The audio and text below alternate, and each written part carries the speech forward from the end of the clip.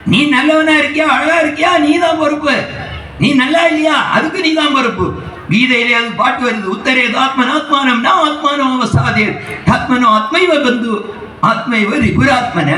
உனக்கு நீயே நண்பர், உனக்கு நீயே எதிரி. நீ நல்லது செய்தால் நல்ல பிறப்பு கிடைக்கும், தீமை செய்தால் அது மோசமான பிறப்பு தான் கிடைக்கும். இது நான் சொல்றது இல்லை, இல்லை ஏதோ முந்தா நாள் மகாவிஷ்ணு சொன்னது இல்லை. இது நம்முடைய பாரத கலாச்சாரத்தில் இருக்கு, சனாதன கொள்கை. அது விவேகானந்தரங்க அதை சொல்றார். உலகத்துல ஒரே பிறப்பு தான் உண்டுன்னு சிலர் சொல்லிட்டு இருக்காங்க. அவங்க எல்லாம் பகுத்தறிவாதிகளும். அன்னைக்கு மகாவிஷ்ணு பேசுனது பகுத்தறிவு இல்லையா, பகுத்தறிவு இல்லையா சொல்லி பகுத்தறிவு இல்லாத கருத்துக்கள் மாணவர்கள்ட்ட எப்படி கொண்டு போகலாம் அப்படின்னு சொல்றார். ஒருத்தர் கேட்கிறார், அவர் பகுத்தறிவாதியம். ஏன் பகுத்தறிவாதி என்ன கேள்விக்கு பதில் சொல்லணும். ஒரே ஒரு பிறப்பு தான் உண்டுன்னா உலகத்துல பிறக்கக்கூடிய குழந்தைகள் வித்தியாசமா பிறக்குது. அழகா பிறகு, அழகில்லாம பிறகு, ஏழையா பிறகு, பணக்காரனா பிறகுது, புத்திசாலியா பிறகு, முட்டாளா பிறகுது, பூர்ணமா பிறகுது, குறையோட பிறகுது. என்ன காரணம்? பாரத கலாச்சாரம், இந்து தர்மம், சனாதனம் அதுக்கு பதில் சொல்லுது. உனக்கு பல பிறவி முடிஞ்சிட்டு அதனுடைய வினை காரணமாகத்தான் இப்படி பிறவி கிடைக்கிறது. ஏன்னா அப்படி இல்லாட்டா கடவுள் இப்படி ஒவ்வொரு ஆளும் ஒவ்வொரு மாதிரி படைச்சாருன்னா அந்த கடவுள் ஒரே ஒரு பிறப்பு தான் உண்டு, எந்த காரணம் இல்லாம ஒருத்தனை பணக்கார வீட்டில் ஒருத்தனை பிச்சைக்காரனாவும் படிச்சாருன்னா அந்த கடவுள் இரக்கமே இல்லாதவர்னு அர்த்தம். கடவுள் இரக்கமா இல்லாதவர் அல்ல. பால் நினைந்துட்டும் தாயினும் சாலப்பறிவுடையவர், கருணை மிக்கவர். அப்படிதான் கடவுள். கடவுள் எரிச்சலானவர் அல்ல, கருணை மிக்கவர்.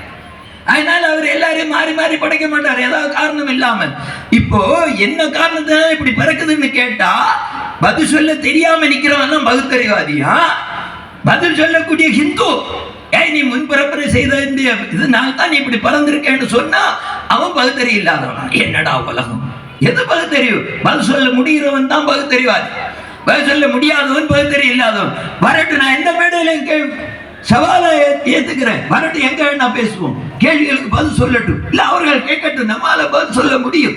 ஏன்னா இது நான் சொன்னது இல்லை, விவேகானந்தர் சொன்னது. விவேகானந்தர் சொன்னதும் இல்லை, நம்முடைய சாஸ்திரங்கள் உள்ளது, வேதத்தில் உள்ளது, நம்முடைய ரிஷிகள் சொன்னது. இது சனாதனம், இதை யாரும் அழிக்க முடியாது, மாற்ற முடியாது. கடவுள் எல்லா இடத்திலையும் நிறைந்திருக்கிறார். எந்த வடிவத்தில் வேண்டுமானால் நம்முடைய முன்னே காட்சி தருவார்.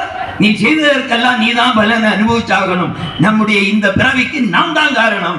செய்வினேன்னு ஒண்ணு கிடையாது. யாரோ செய்ததற்காக நீ கஷ்டப்பட தேவையில்லை. நீ செய்ததனுடைய வினைதான் நீ அனுபவிக்க வேண்டும். இதுதான் பாரதம் சொல்லு. இடையில யாரும் குறுக்க நின்று மன்னிப்பெல்லாம் தர முடியாது. நல்ல ஞாபகம் வச்சு.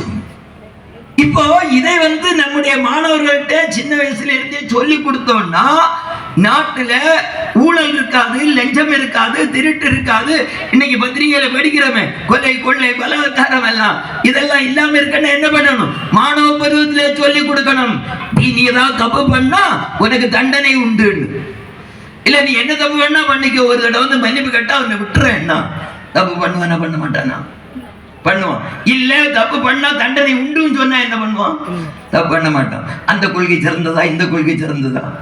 எதை மாணவர்களுக்கு புகட்டணும்? எது பகுத்தறிவு கொள்கை? ஏதோ ஒருத்தர் சும்மா ஒண்ணும் இல்ல, அவர் மதத்தை பற்றியே சொல்லல, வெறுமனே சொன்னாரா இப்படி நம்ம முன்னும் வினை பலனாக இது வந்திருக்கு அப்படின்னு. அவருக்கு மேல வழக்கு போடணும், அவர் எப்படியாவது அரெஸ்ட் பண்ணணும். என்னடா உலகம்? அதுக்காக போராட்டம், மாணவர்கள் போராட்டம் தனி, உடல் ஊனமுற்றவர்கள் போராட்டம் தனி, அப்படி இப்படின்னு தூண்டி விடுறாங்க. இது எதற்காக? அந்த மகாவிஷ்ணுங்கிற ஒரு ஆளுக்கு மேல உள்ள தாக்குதல் இல்லை, சனாதனத்தை அழிப்ப சொன்னாங்களே, சனாதன கொள்கை மேல உள்ள தாக்குதல். இதை இந்து தாங்கி கொண்டு இருக்க மாட்டான்.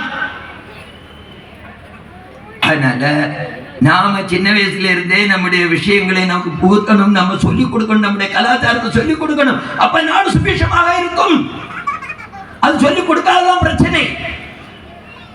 மொத்தம் உலகம் முழுக்க இந்துக்களா இருந்தாங்க 100%. ஆனா இன்னைக்கு 12.5% தான் இருக்கிறோம். அதாவது 800 கோடி பேர்ல 100 கோடி பேர் தான் இந்து பேர்ல இருக்கும். அதுல 1% கூட சனாதனத்தை, இந்து மத கொள்கைகளை தெரிஞ்சவங்க கிடையாது. நாம்